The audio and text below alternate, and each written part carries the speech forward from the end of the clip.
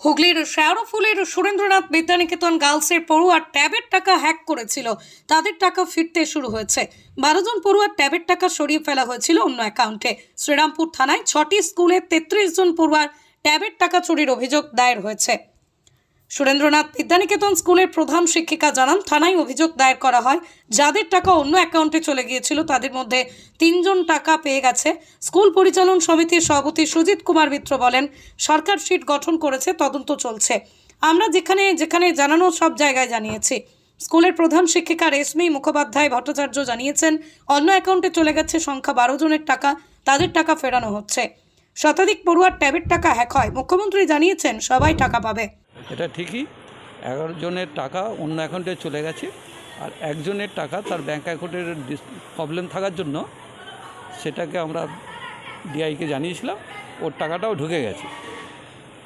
এই সমস্যার জন্য কোথায় কোথায় আপনারা অভিযোগ করেছিলেন? সমস্যাটা আমরা একটা জেনারেল ডায়েরি করেছিলাম, আর আমরা সাইবার ক্রাইম ডিপার্টমেন্টেও জানিয়েছি, ডিআইকেও জানিয়ে দিয়েছি।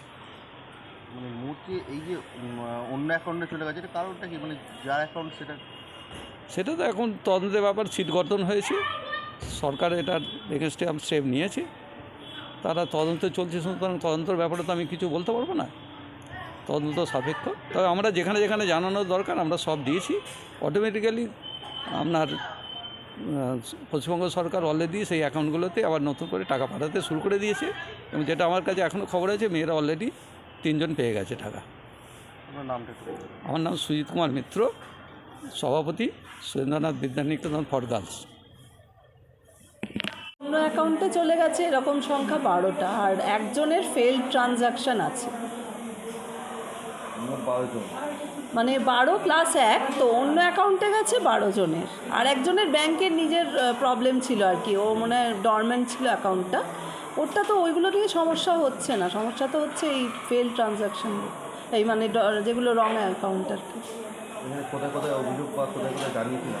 হ্যাঁ, আমরা প্রথমে অভিযোগ জানিয়েছি, প্রথমে আমরা এডিআই অফিসে জানিয়েছিলাম, তারপর আমাদের ডিআই অফিস এগুলো থেকে বলা ছিল এফআইআর করতে। আমরা শ্রীরামপুর থানায় এফআইআর করতে গেছিলাম, ওনারা আমাদের ওই প্রথমে এফআইআর বলেছিলেন হবে, তারপর বললেন জিডি করে অন্য স্কুলগুলোর সাথে ট্যাগ করে দেবেন।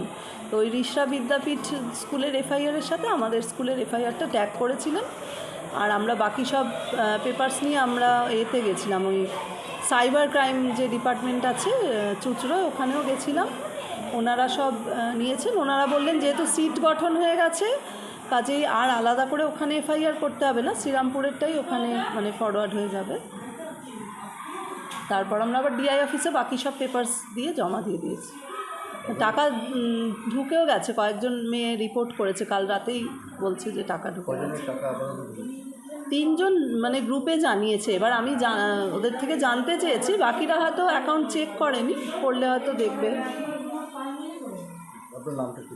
আমার নাম রেশমি মুখোপাধ্যায় ভট্টাচার্য।